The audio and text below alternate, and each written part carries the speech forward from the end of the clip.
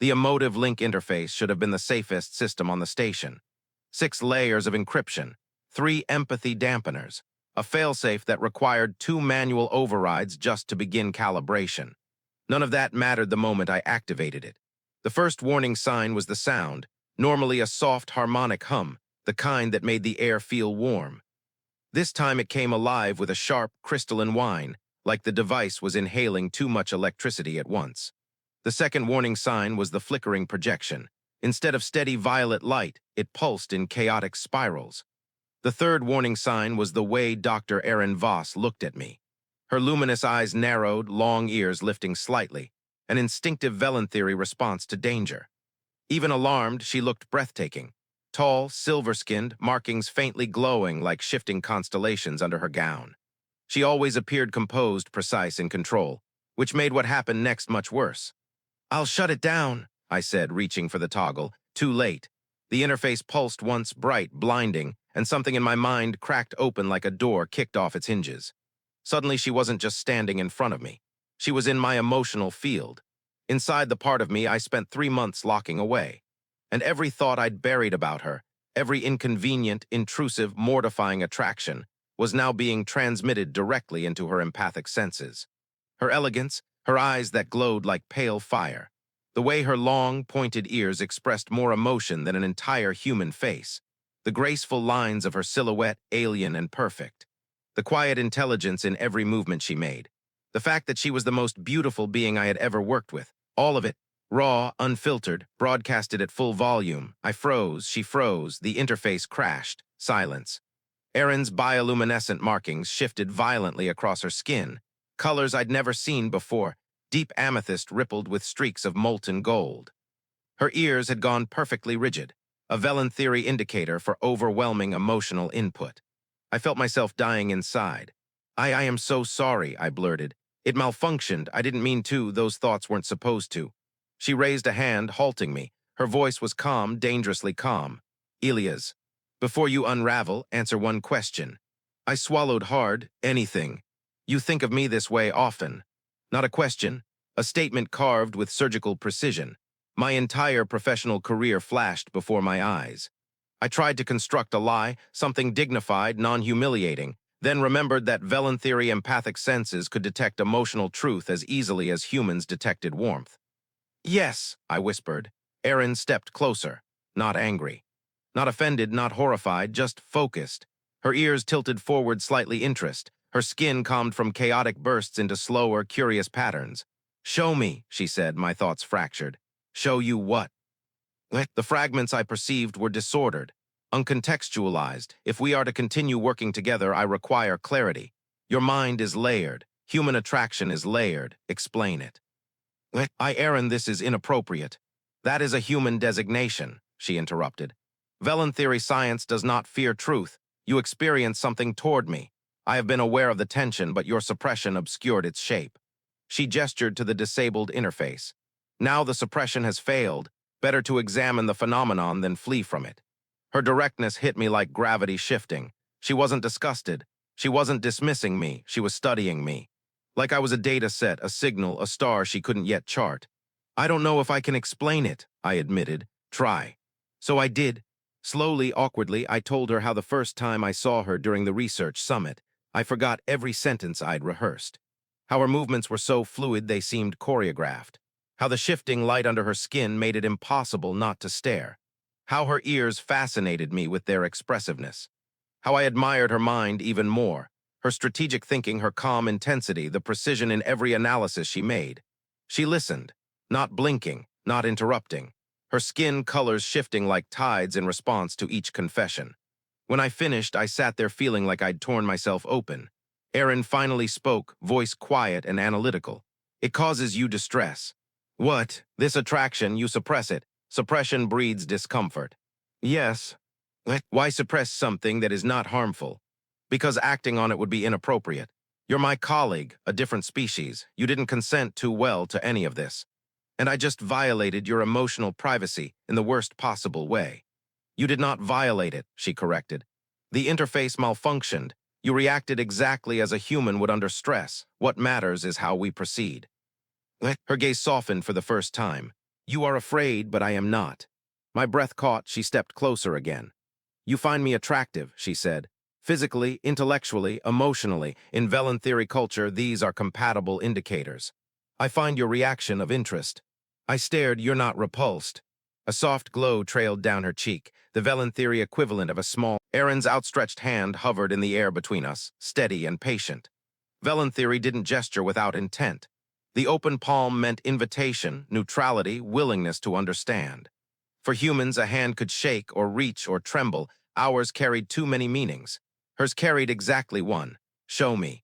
My fingers hovered above hers before finally landing gently on her palm. Her skin was cool, almost metallic at first touch, but softened with warmth as if reacting to contact.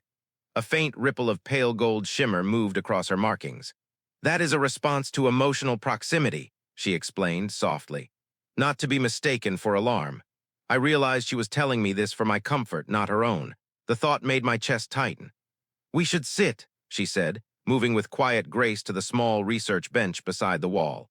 She settled with her posture intentionally open, shoulders relaxed, long ears forward, hands resting on her knees. She was preparing to listen with her entire body. I sat opposite her, pulse trying to break through my ribs. Begin, she said. I exhaled shakily. Okay, humans, we don't usually reveal attraction plainly. We hedge, we wait for signs, because rejection is, well, painful. I am aware of the human preoccupation with rejection, she said, ears tilting slightly. The fear projects strongly from you. I winced. You can feel that. You are practically radiating it. She studied me with unsettling gentleness. But continue. I swallowed. Attraction for us isn't just instinct. It's layers, visual, emotional, intellectual.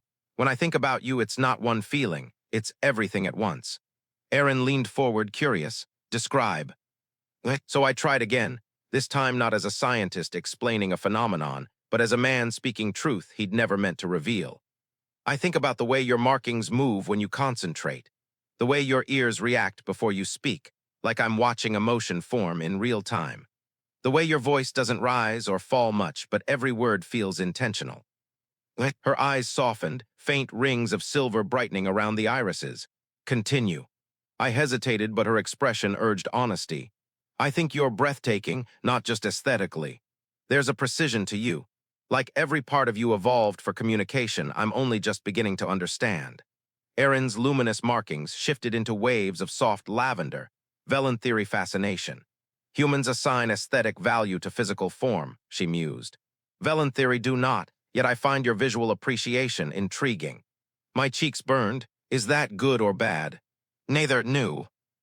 Her ears tilted slightly forward, deep interest. What does your body feel in the moments when attraction rises? I nearly choked. You want physiological details. Yes, I dragged a hand over my face. You are unbelievably direct.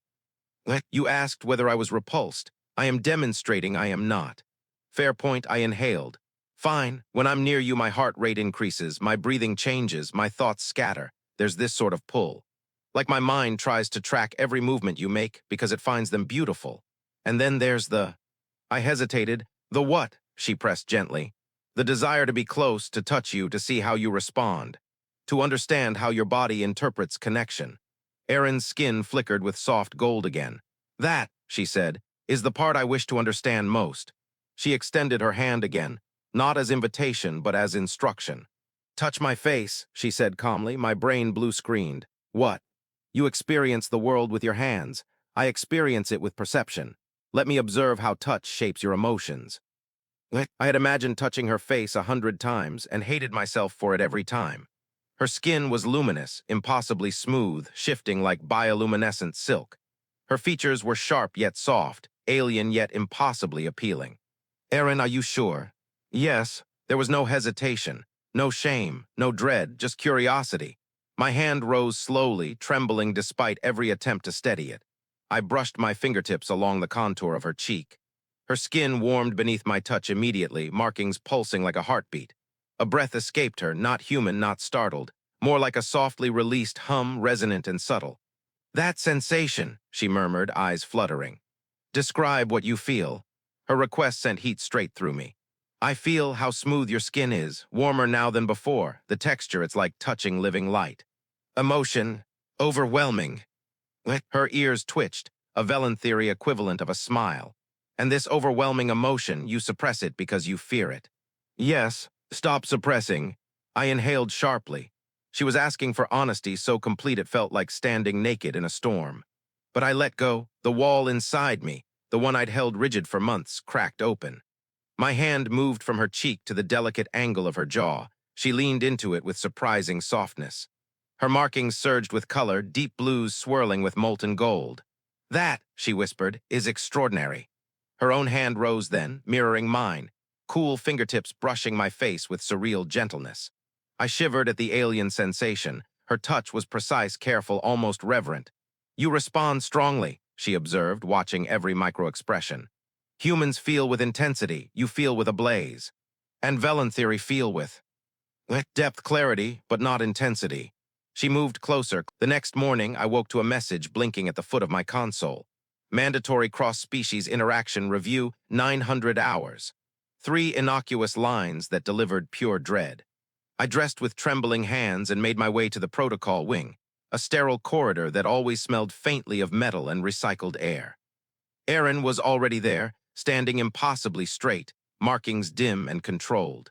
Her long ears angled slightly downward, Velanthyri for annoyance. They summoned us separately, she said without greeting. Oh, great, even better. Her ear flicked subtle amusement. Your sarcasm is transparent. Everything is transparent to you. Not everything, she corrected softly, but much. Before I could respond, an automated door slid open, revealing the human psychologist assigned to my case. Dr. Hollis Wren, a thin man with tired eyes and a tablet he clutched like a shield. Elias Ward, he said with professional brightness. Please, inside. I shot Aeryn a look, half apology, half plea for courage. She answered with a tilt of her ears that meant you will be fine. Then she vanished into a parallel room where the Velanthyri counselor waited. I entered mine, already sweating. Dr. Wren wasted no time. I've read the malfunction report. The emotional spillover was significant. I cringed. That's one way to phrase it. It also indicates you had unresolved attraction toward your colleague that you deliberately suppressed. That is a more painful way to phrase it. He gave me a sympathetic smile.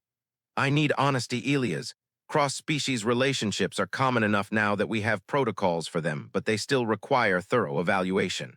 Humans often underestimate the burden of emotional transparency with empathic species. I know. I rubbed my forehead. It's just Aeryn isn't telepathic. She can't read thoughts. She just picks up the emotional signals. That is enough, Dr. Wren said gently. A human's constant emotional flux can overwhelm a Velanthyri partner. Humans feel in storms, Velanthyri feel in tides. You see the conflict. I know, I repeated. Do you believe, he asked, that your attraction is stable, not infatuation? Yes, the answer came too fast. He caught the speed of it and made a note. That suggests emotional intensity rather than clarity. Intensity can be misread as certainty. It's not misread, I insisted. I care about her, she cares too. You're sure? I hesitated, just one heartbeat. But one heartbeat was enough for him to write another note. Across the hall, Aeryn's evaluation was happening simultaneously. When my hour finally ended, I left my room with shaky relief, only to find her already waiting in the corridor. She crossed the distance between us immediately. Your emotional field is unsettled, she said quietly. I was interrogated. I was evaluated. Her markings darkened. They questioned my judgment. I blinked. Wait, what? Why? They believe humans are emotionally chaotic, that your attraction could confuse my empathic sense. Her voice lowered. They suspect your intensity may override clarity. That's ridiculous, I whispered. Is it? She asked softly. I am accustomed to reading emotional patterns with precision. But you... Her ears tilted slowly, as if searching for the right angle. You feel 12 things at once. I exhaled, I know. And they want me to consider the possibility that my interest is a reflection of your feelings rather than my own. Is it? No, she said instantly firm, unwavering. My emotions are stable, distinct from yours, and yet they want proof. Yes, silence stretched between us. Aeryn stepped closer until we were only a breath apart. Her markings glowed faintly, like embers stirred by wind. Elias, she murmured, you fear this process. Of course I do. They can tell us to stop. They cannot dictate my choices. she said, a note of steel in her tone. Velanthyri protocols protect autonomy. Human protocols don't care about autonomy, I muttered. They care about liability. Her ears flicked down, irritation. I had never seen her irritated until me. Tell me what troubles you most, she said. That this is my fault, I admitted quietly. The malfunction, the spill, the exposure, you're being questioned because of me. Aeryn reached out, placing her fingers under my chin to make me meet her eyes. You assume responsibility even for events beyond your control. This is a human pattern. It's guilt. It is unnecessary. It feels necessary. I know. Her expression softened, markings pulsing with gentle warmth. But listen to me carefully, Elias Ward. I do not regret the malfunction. Her words hit me like gravity shifting. You do. No, but it exposed everything. I humiliated myself. You revealed truth, she corrected. And truth is the foundation of Velanthyri bonds. I swallowed, so what happens now? Her hand slid from my chin to my shoulders, light, cool, steadying. We proceed with clarity, she said. We complete the evaluations. And then we decide what we are. Her voice was steady, but her eyes had softened into something that made my stomach flip. Aeryn, I whispered, I want this, I want you. Her ears angled forward sharply, a flash of desire she didn't bother hiding. I know, she murmured. Your emotions are loud. Is that a problem? No, she breathed. It is compelling. Something in my chest collapsed and rebuilt itself all at once. She stepped even closer. Too close. Close enough that the cool light from her skin brushed the warmth of mine. After the evaluations, she said slowly, I wish to explore something further. What? The physical component of human bonding. My breath left me. Aeryn, you touched my face yesterday. Her markings brightened. I have been recalibrating my perception. The evaluation results were delivered the next morning. One line each, simple and diplomatic, written to avoid scandal. Compatibility, conditional, further observation required. A bureaucratic way of saying we won't stop you yet.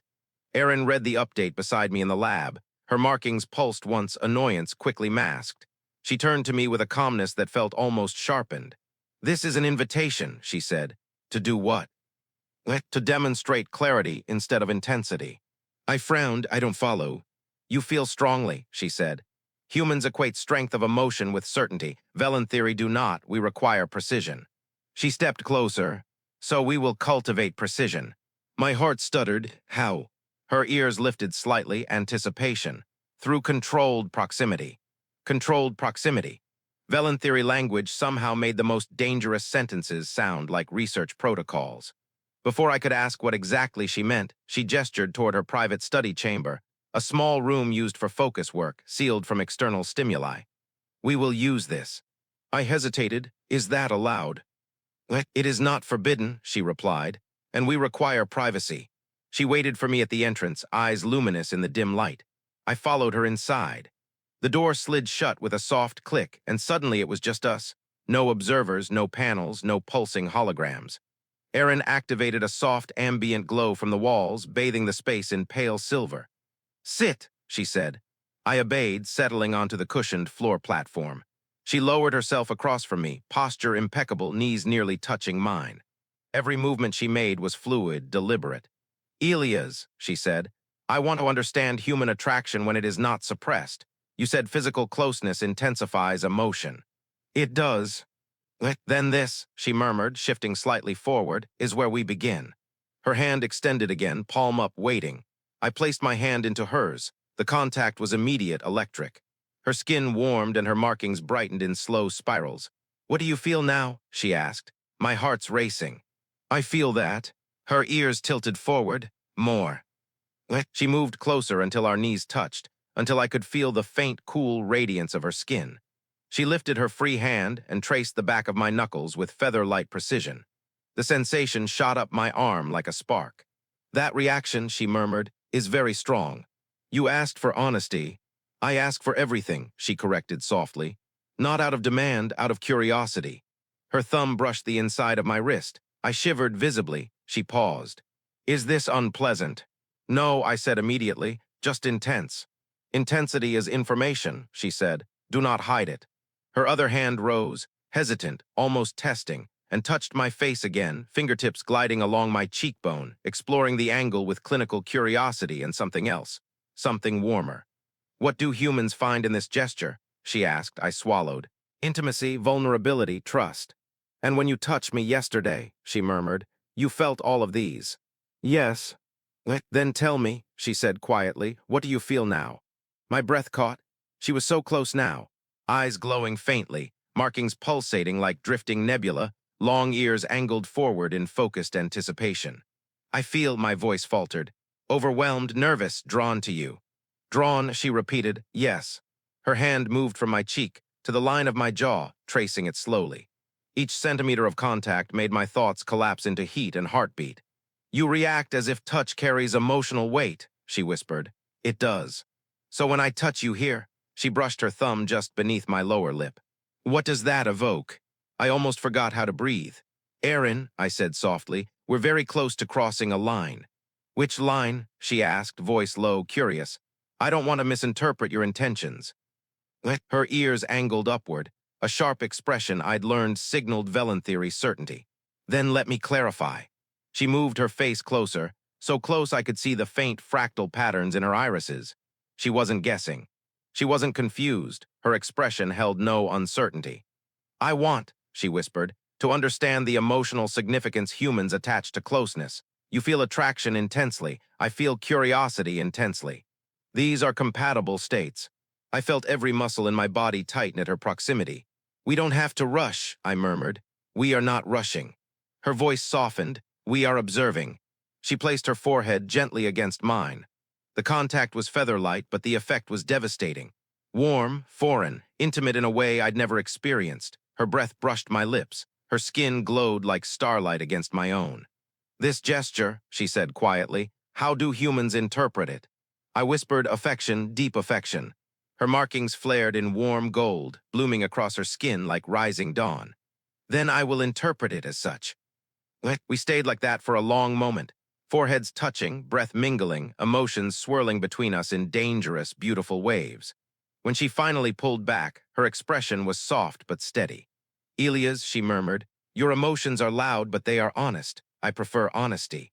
I swallowed hard. "What about your emotions?" She tilted her head, ears curling slightly in a gesture I'd never seen before. Shyness, I realized. "They are becoming loud," she whispered, "because of you." My heart stopped, and I wished to see where that leads. Her fingers intertwined with mine, deliberate, sure. "We will proceed slowly," she said, "thoughtfully, but we will proceed." Her markings dimmed to soft, steady warmth. "And if the protocols do not understand," she whispered, "then they will learn." The room felt smaller, quieter, sacred. I didn't dare move. Aeryn's voice softened further, barely above a breath. "Elias, may I continue exploring this closeness next time?" I exhaled, shake. 2 days passed before Aeryn sent a message. Not words. Velanthyri didn't waste words when a gesture could speak louder, but a simple, glowing glyph on my console. "Meet me in observation chamber 3. Privacy mode enabled." My heart reacted instantly. The chamber was nearly empty when I arrived, just a curved platform facing the vast, swirling storms of the gas giant below. The lights were dimmed, leaving the room bathed in blue shadow. Aeryn stood near the viewport, her silhouette outlined in soft bioluminescence. Her skin shimmered in slow pulses like distant galaxies shifting under her surface. Her ears angled forward when she saw me. "You came," she said. "I would have come sooner if you'd asked." Her markings brightened at that, warm gold spreading across her collarbones. "I waited," she murmured, "to ensure clarity, not impulse." I stepped closer, and now. "Now," she said softly, "my clarity is very loud." The admission alone nearly unbalanced me. She moved toward me with that elegant, liquid motion that always made my breath catch. She stopped only a hand's breadth away, close enough that a faint, cool aura radiated from her skin. "Do you recall," she said quietly, "when you touched my face, how it altered the emotional signal?" My pulse thudded. I remember everything about that moment. "Good." She raised her hand slowly, giving me every chance to step back. I didn't. Her fingers brushed my jaw, tracing down the line of it, light as moonlight. My breath caught instantly. "Your reaction remains intense," she observed in a whisper. "Can you blame me?" Her eyes softened, luminescent, deep, unguarded. "Not anymore." She moved closer. Our chests almost touched now. Elias, she murmured, I wish to understand human closeness not as theory but as truth, shared truth. My voice barely worked. Tell me what you need. Show me, she whispered. Do not describe, do not suppress, show. I reached up slowly, giving her the same respect she'd given me. My hand hovered near her cheek, waiting, asking without words. Her ears lifted, opening like petals in invitation. I touched her gently. A soft exhale escaped her, more felt than heard. Her skin warmed, faint, glowing heat blooming beneath my fingertips. Her markings shifted into molten gold laced with rising pinks I'd never seen before. That color, I said softly, what does it mean? She breathed in, steadier than I had any right to expect. Desire, she said, Velanthyri desire. Everything inside me shattered in slow motion. She placed her palm against my chest, right over my heartbeat. Her eyes widened the moment she felt it. So fast, she whispered, and strong. You do that to me, I said helplessly. She tilted her head, ears curling slightly. A sign I was learning meant she was overwhelmed but trying to understand. Continue touching me, she murmured. I did. I traced the lines of her cheek, then the elegant curve of her ear, warmer than before, delicate, expressive. Her breath faltered, her skin rippling with responsive color. She leaned into my touch like gravity had shifted between us. I begin to understand, she breathed, why humans value this so deeply. My hand drifted to her waist, resting lightly against her. She didn't flinch.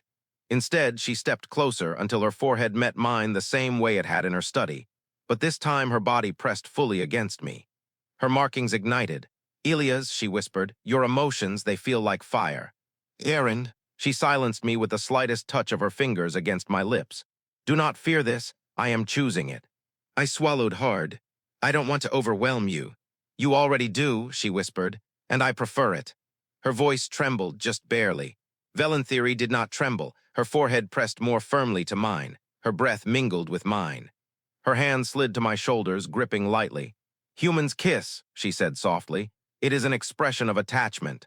My heart rattled dangerously. Yes, I said, I wish to understand it. Aeryn, I whispered, you don't have to. I want to. The room seemed to contract around us. Only her breath, her glow, her voice remaining. Her lips brushed mine with the faintest, most delicate contact imaginable, cool, soft, alien, impossibly careful. I nearly lost my balance. She pulled back just an inch, studying my expression, my breath, my reaction. How does it feel? She asked. Like I'm falling, I whispered. And is falling negative for humans? Not always. She tilted her head, thinking. Her ears lowered slightly, softening her expression into something stunningly vulnerable. Again, she breathed. This time I met her halfway. The kiss was still gentle but deeper, fuller, her mouth cooler than mine but responsive, learning the pressure, the rhythm. Her markings flared brighter with every heartbeat, waves of molten gold rolling across her skin.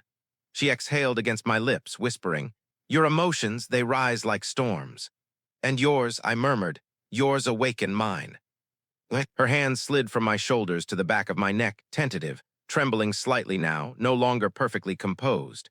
We stayed like that, soft, slow, breath against breath, until she finally pulled away with visible difficulty. Her face was luminous, flushed with color. I understand now, she said softly. Human closeness is not merely contact, it is impact. I nodded breathless, its meaning.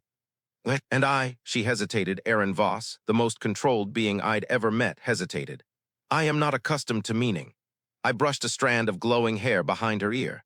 You're doing perfectly. Her markings pulsed warmly. You are unexpectedly gentle. You deserve gentle. Her ears folded back slightly, Velanthyri embarrassment. I do not know how to respond to that, she whispered. You already did. She rested her forehead to mine once more, skin glowing dimmer, calmer. We must proceed slowly, she murmured. For protocol, for clarity. But, I whispered. Her lips brushed mine again. 3 days after our moment in the observation chamber, a notice appeared on my console. Protocol review, final session. Attend with your Velanthyri counterpart. My stomach twisted, but Aeryn simply read the message over my shoulder, ears tilting forward with calm determination. This is merely confirmation, she murmured. Our assessments are complete. You sound confident, I said. I am. Her markings glowed softly. Are you not? I sighed. I'm afraid of losing this. Aeryn turned to me fully, placing a hand over my chest, right where my heart always betrayed me. I will not allow that, she said with quiet certainty. We choose this, Elias, not the protocol. Her confidence steadied me more than she knew. The final review room was larger than before, 2 chairs facing a semicircle of project leads, psychologists, and cultural officers. Aeryn stood tall, composed, her bioluminescence dimmed intentionally to avoid intimidating the humans. I tried to look equally composed. I failed. Dr. Wren began. We've reviewed your emotional evaluations, incident reports, and behavioral observations. Before final authorization, I need each of you to confirm the nature of this connection. Aeryn spoke before I could blink. We are bonded. My breath stopped. The humans exchanged startled glances. Bonded had a specific meaning in Velanthyri culture, less than marriage, more than partnership. It meant chosen, acknowledged, intentional. Dr. Wren cleared his throat. Doctor. Voss, the term bonded carries cultural weight. Are you sure? Yes. Her voice was steel over silk. I have never been more certain. All eyes turned to me. I swallowed hard, pulse pounding. I choose her fully, clearly. Not because of intensity, because of certainty. Aeryn's ears lifted slightly, Velanthyri pride. And the emotional risks, Dr. Wren pressed. Transparency, overwhelm, loss of privacy. I'm done hiding how I feel, I said. She deserves honesty. She makes honesty easier. Aeryn's hand brushed mine, light, discreet, but grounding. The panel exchanged murmurs, consulted their tablets, whispered cross-referenced data. Finally, the cultural liaison spoke. Based on these evaluations, the Council grants provisional authorization for a cross-species union with a 3-month observation window. I exhaled, relief flooding my chest. Aeryn's markings flared in soft gold, unmistakable joy. You may proceed, the liaison added. But remain aware, cross-species relationships require effort, constant communication, mutual adaptation. We understand, Aeryn said. I nodded. We're willing. The meeting ended. We exited the chamber in silence. Then Aeryn turned to me, eyes shimmering like starlit water. Elias, she said softly, you spoke with clarity, not intensity. I learned from you. Her ears curled slightly, Velanthyri equivalent of a smile. Then come, there is something I wish to show you. She led me not to the lab, not to the observation chambers, but to her private quarters, a place I had never been. When the door opened, I froze. Soft bioluminescent patterns adorned the walls, shifting in calming waves. Artifacts from her homeworld rested on smooth stone shelves. A crystalline sphere hovered above a pedestal, emitting a low harmonic resonance. This, Aeryn said, touching the pedestal, is a Velanthyri binding node. It recognizes emotional consistency. When 2 individuals connected to it reflect mutual intention, the node records a symbolic union. I blinked, symbolic union like a ritual. Not a marriage, she clarified, a beginning. A commitment to explore a bond with seriousness, not uncertainty. Her voice softened, almost fragile. I wish to do this with you. My heart clenched. Aeryn, are you certain? Her markings glowed a steady gold. I have been certain since the day you touched my face without fear. I stepped toward her, unable to hide the emotion tightening my chest. And you understand what this means for humans? I asked. It's not just ritual, it's connection. Responsibility, vulnerability. I know, she whispered. I am choosing vulnerability. I reached out and took her hands gently. They fit against mine with strange, perfect symmetry. How does the node work? I asked. Place your hand here. She touched the sphere. Think of what you feel, not loudly, not overwhelmingly, simply truth. I placed my hand beside hers, fingers brushing her cool skin. The sphere warmed instantly, pulsing with soft light.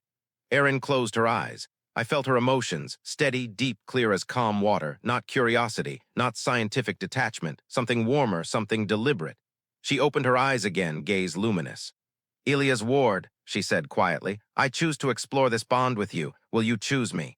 My throat tightened. I already have. The sphere flared a gentle white light, pure, soft, resolute. Aeryn let out a breath I'd never heard from her before. Relief. The bond was recorded.